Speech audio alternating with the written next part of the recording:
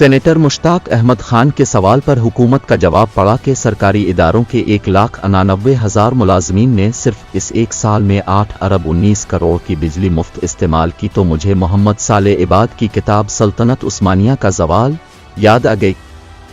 کتاب کے ابتدائی میں اس زوال کے اسباب بیان کرتے ہوئے ایک جگہ پر وہ لکھتے ہیں کہ اس سلطنت کو اس کی افسر شاہی کا آجوج ماجوج کھا گیا۔ صالح عباد کے مطابق زوال کی بہت ساری وجوہات میں سے ایک وجہ دربار شاہی اور اس سے جڑی اشرافیہ کے غیر معمولی اخراجات تھے۔ افسر شاہی کی تنخواہیں، معاوضے اور مراعات اتنی بڑھ چکی تھیں کہ ریاست ان کے بوجھ تلے دبتی چلی گئی۔ یہ افسر شاہی نااہل اور کرپٹ ہو چکی تھی۔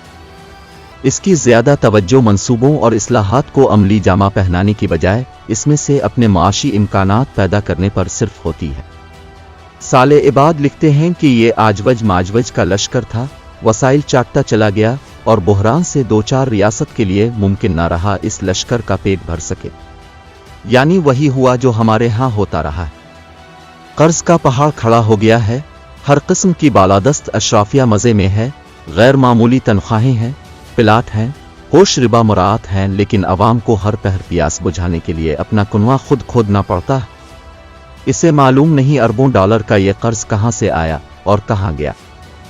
بے نیازی کا یہ عالم ہے کہ قرض ملتے ہی عوام کے لیے بجلی قریب 50 روپے فی یونٹ کر دی گئی، اور فکری افلاس کا یہ عالم ہے کہ ریڈیو کو چلانے کے لیے بجلی کے بل میں 15 روپے کا ٹیکس ڈال دیا گیا، لیکن افسر شاہی کی مراعات کم کرنے کا کوئی سوچ ہی نہیں رہا۔ 4 پیسے کشکول میں آتے ہی کروڑوں کی مالیت سے گاڑیاں خرید کر اسسٹنٹ کمشنروں کو دی جا رہی ہیں، جن کی اہلیت یہ ہے کہ سبزیوں کے ریٹ ان کے بس میں ہیں، نہ پیٹرول پمپوں کے پیمانے پورے ہیں، بس مراعات ہیں اور افسر شاہی ہے۔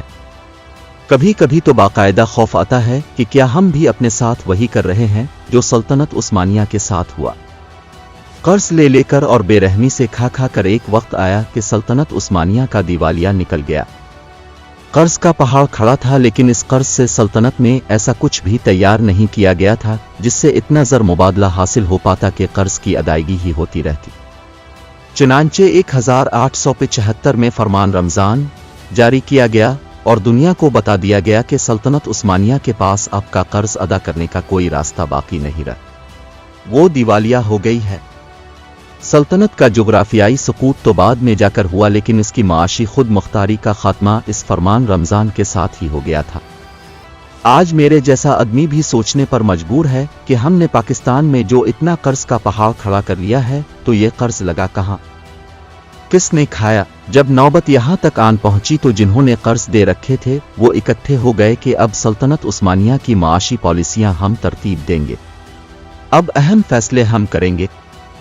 طے پایا کہ اب ٹیکس کب کہاں اور کتنا لگنا ہے، اس کا فیصلہ سلطنت عثمانیہ کے بادشاہ سلامت نہیں کریں گے، بلکہ اس کا فیصلہ وہ کریں گے جنہوں نے سلطنت عثمانیہ کو قرض دے رکھا ہے۔ چنانچہ چند ہی سال بعد 1881 میں مجبوری کے عالم میں سلطنت عثمانیہ نے معاشی سرنڈر کی دستاویز پر دستخط کیے اور فرمان محرم جاری کر دیا گیا۔ فرمان محرم گویا اس بات کا اعلان تھا کہ اب سلطنت عثمانیہ کے اسٹیٹ بنے پر سلطنت کا کوئی کنٹرول نہیں رہا۔ اب مالیاتی بندوبست کو عالمی مالیاتی قوتیں براہ راست دیکھیں گی، انہی کا عملہ آئے گا، وہی پالیسیاں بنائیں گے، وہی ٹیکس کا تعین کریں گے، وہی ٹیکس وصول کریں گے۔ آج ہمارا اسٹیٹ بینک خود مختار ہو چکا ہے، ہماری پالیسیاں ہم نہیں بنا رہے۔ ہمارا وزیر اعظم کہتا ہے پیٹرول بجلی اس لیے مہنگے کرنے پڑے کہ IMF نے کہا تھا۔ کب کہاں کتنا ٹیکس لگنا ہے اس کا فیصلہ IMF کر رہا ہے۔ سلطنت عثمانیہ کی وزارت خزانہ اور سارا مالیاتی ڈھانچہ بے بس ہو گیا۔ یورپی اہلکاروں نے ریاست کے اندر ریاست بنا لی، بندرگاہوں سے لے کر بازاروں تک ہر طرف انہی کی پالیسیاں چل رہی تھیں۔ ایک متوازی معاشی بیوروکریسی کھڑی کر دی گئی، کوئی ترقیاتی کام بھی ہوتا تو انہی کی اجازت اور تعاون سے ہوتا۔ انہوں نے ٹیکسوں کا انبار لگا کر رہی صحیح مقامی معیشت کا بھی کباڑہ کر دیا۔ سلطنت عثمانیہ کے ساتھ جو کچھ ہوا وہی یہاں صغیر میں مغلوں کے ساتھ ہو چکا تھا۔ طریق واردات مختلف تھا، واردات ایک ہی تھی۔ دونوں سلطنتوں کی جغرافیائی خود مختاری سے پہلے ان کی معاشی خود مختاری پر حملہ کیا گیا۔ जब माशी खुद मुख्तारी ना रही तो फिर जुग्राफियाई खुद मुख्तारी भी ना रही। मुगलिया सल्तनत का भी खात्मा हुआ और सल्तनत उस्मानिया भी खत्म हो गई। सल्तनत उस्मानिया के जवाल के जो असबाब अहल यूरोप ने बयान किए बड़े दिलचस्प हैं। चंद निकात का खुलासा बयान किया जाए तो कुछ यूं होगा। अव्वल, गैर मामूली कर्ज लिया गया और पैदावारी शोबों में लगाने की बजाय अशराफिया की तैश में सिर्फ हो गया।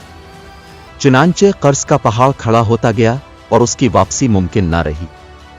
दोम, सल्तनत उस्मानिया एक ज़री मईशत थी, लेकिन सल्तनत ने इस ज़री मईशत को इंडस्ट्रियलाइज नहीं किया। वो यूरोप की सनती तरक्की से पीछे रह गई। सिवम, सल्तनत उस्मानिया अपने शहरियों में शिराकत इक़्तिदार का तासुर पैदा ना कर सकी। अपनी ही शहरियों से महकूमों जैसा सलूक हुआ, चुनांचे मुख्तलिफ इलाकों में बाग़ियाना ख़यालात पैदा होने लगे। चहारुम, सल्तनत उस्मानिया गैर मुस्लिम शहरियों की बरेन डेरेन को ना रोक सकी। पंजुम, उसने अपने शहरियों पर तवज्जो कम दी। चुनांचे 20वीं सदी के आग़ाज़ में उसके सिर्फ 10% शहरी ऐसे थे जो लिख पढ़ सकते थे। रियासत अच्छे प्रोफेशनल्स के बहरान से दो चार थी। ज़रा गौर कीजिए, इनमें से कितनी वजूहात हमारे यहाँ भी एक आर्ज़े के तौर पर मौजूद है।